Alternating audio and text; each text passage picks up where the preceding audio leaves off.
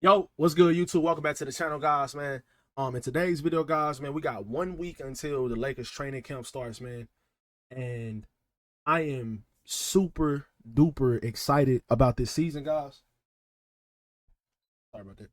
Super duper excited about this season, man. And I cannot wait to get this thing going. JJ Reddick and Rob Pelinka had a press conference yesterday, and they kind of just talked about like different things, like leading into the season.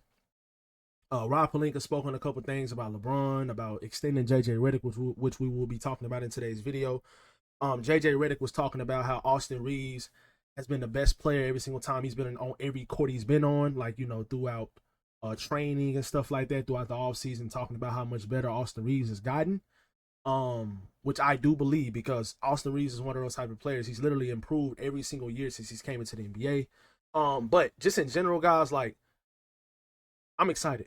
I'm excited, man. And one of the main things I'm excited about is the commitment that the Lakers have shown to, making Luka the face of this franchise. ESPN rankings came out, player rankings came out over the last like few weeks, and I usually don't read into those at all. Like, the only thing I really look at and see if it's accurate at all, because most of the time the ESPN players list is absolutely trash, in my opinion at least. But I do pay attention to the top 10 players. I pay attention to the top 10 players for the most part every single year to see how they're thinking, who the best players in the league are. And this season they had Luka ranked as number 3, and they had LeBron ranked as number 8. They had Steph Curry ranked in front of LeBron, but I don't necessarily agree that Steph is a better player than LeBron even at this age.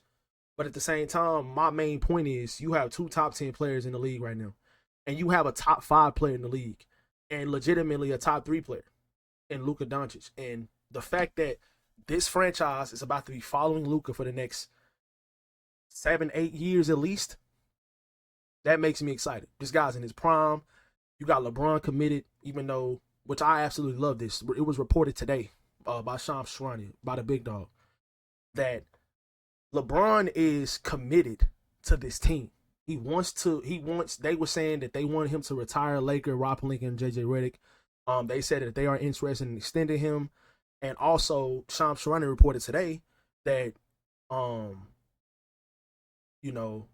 has pretty much been out of the way the entire offseason. He has not been wanting to like chime in on like roster moves.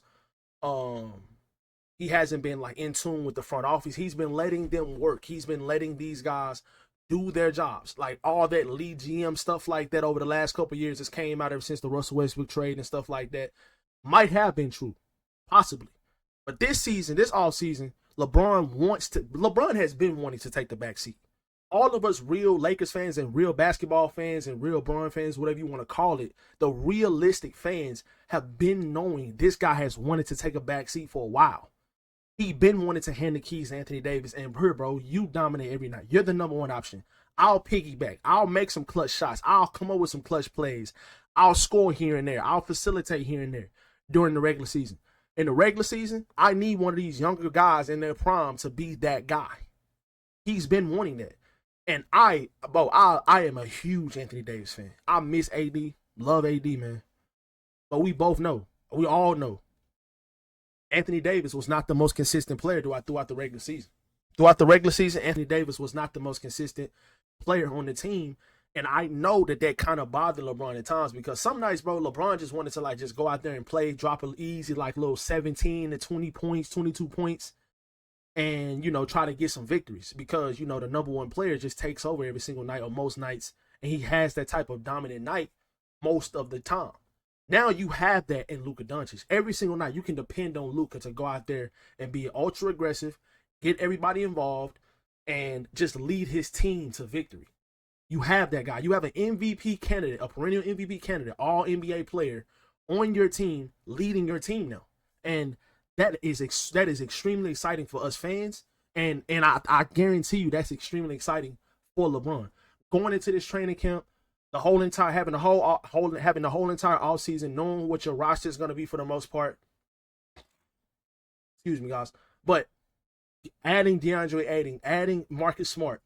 They've been in the gym all summer. They've been committed to this Lakers team, wearing their Lakers gear, going to all the Lakers events. So same thing with Jake LaRavia, working out, posting videos online, getting better, putting the work in. Jared Vanderbilt has had a full off season to where he hasn't had like injuries, to where he had to rehab or have surgery and then come back middle of the season. No, Jared Vanderbilt has been in the gym all off season, and people keep getting mad at this guy shooting threes from the corner. Bro, this is exactly what we need Jared Vanderbilt to be doing. Why are people getting mad about Jared Vanderbilt behind the three-point line in the corner, bro, shooting threes and working on his jump shot? That's exactly the Vanderbilt that we need. I'm confused. We don't need him to go out there and just play defense. That's great. If he does do that, if that's what he does, obviously that's what he does. That's his strong suit. But if Vanderbilt can knock down corner threes at an average rate, do you know how much dangerous this team would be if Jared Vanderbilt did that? Like, what is the problem with him doing that? I don't understand. Like, y'all let me know in the comment section below if how y'all feel about Jared Vanderbilt being in the corner or just shooting threes in general, getting his jump shot right in the gym, shooting jump shots, working on his form, working on all these things. This is what he is supposed to be doing. Now, Jackson Hayes, on the other hand, I don't agree with that. You need to go get your butt down low, get in the weight room, do something. I don't know. But Jared Vanderbilt, I am completely okay with him being behind the three-point line, especially in the corner, shooting that corner three and trying to perfect that shot. Do you know how much dangerous this team would be when Jared Vanderbilt comes in the game and how tenacious he is defensively? And then on top of that, he's been working on his three-point shot. If he can knock that down at a league average rate, this team would be insanely dangerous. But yeah, man, I legit think this team has a chance to win the championship this year. And I know I said that last season, but that's because of how good they were playing. I wasn't as confident in their roster as I am now. I feel a lot better about their roster now. Is their roster perfect? Does their roster not need any work done to it? No, absolutely not. I would absolutely love if this team went out to try to get a guy like Andrew Wiggins, Aaron Nesmith, a Mikal Bridges type of player. Now, obviously, I know that they're not going to get Mikal Bridges. They're probably not going to get Aaron Nesmith. Who knows about Andrew Wiggins? They might end up getting Andrew Wiggins, but just in general, guys, like that type of player would literally perfect this team, in my opinion. If you was to get a guy like Andrew Wiggins, this team would be one of the favorites to win a championship. Like last season, they were a good team. They played, they had really good stretches, but you still question certain areas of their team, like the center position. You still question it. Jackson Hayes fooled a lot of us because there was a 2 to 3 week stretch. He played great basketball for his role. He played great. He was one of the better defensive bigs in the league numbers wise. He was actually out there. I mean, I remember a couple games. He even had I think he had a 19-10 game or 19-11. Like he was hooping. He was catching lobs from Luka, knocking down his free throws when he went to the free throw line. He was actually playing good. Jackson Hayes is our backup center. I don't feel great about that, but I feel a lot better about him as the backup and having familiarity from, I don't know how to speak today, but just having familiarity with Luka Doncic and LeBron and Austin and having all these great playmakers. And I'll tell you one thing, guys. This team won 50 games last season in the Western Conference. The Western Conference is literally tough as nails. Every single team, literally, like, I'm not going to say every single team, like Utah and, some of the other teams are not very good, but there are legit like 10 teams that could be playoff teams in this conference. Not playoff team, not play-in teams, playoff teams. If Golden State gets their stuff together, they could be a playoff team. Minnesota's going to be back. Obviously, Oklahoma City, Denver, Dallas, so many teams. Even the Pelicans might surprise some people this year. But yeah, man, this team won 50 games last season, and you add a former defensive player in Marcus Smart, who has been just playing for bad teams the last couple years. On this team and the role he's going to be playing, I am extremely excited for Marcus Smart basketball. DeAndre Ayton.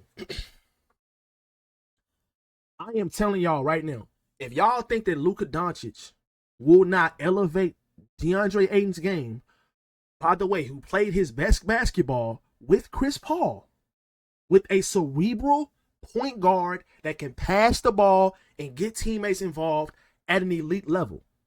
If y'all don't think that Luka, LeBron, and Austin Reeves is going to elevate DeAndre Ayton's game to be a really, really good center in this league, I don't know what to tell you.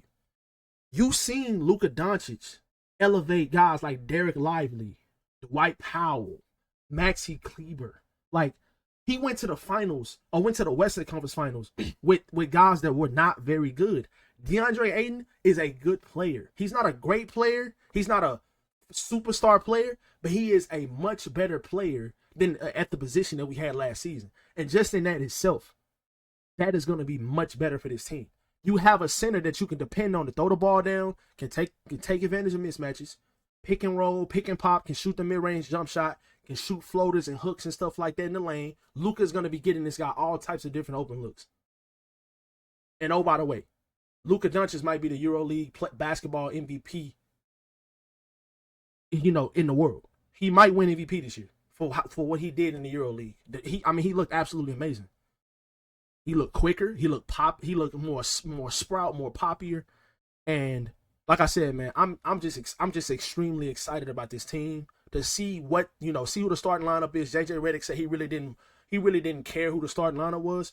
I guess what he meant by that is, like, it's not really about who starts, it's about who finishes. And that doesn't necessarily mean whoever starts is that's going to play the most minutes. Because, like, last year, Rui started a lot of games, but Dorian Finney-Smith played a lot more minutes than Rui Hachimura did. JJ Reddick really doesn't care about the starting lineup that much, but I think with this team, the starting lineup is kind of going to matter because fit-wise, Marcus Smart makes a lot of sense in the starting lineup with LeBron, Luka, Austin, and DeAndre Ayton. Marcus Smart as your, kind of your like your defender kind of prototype role.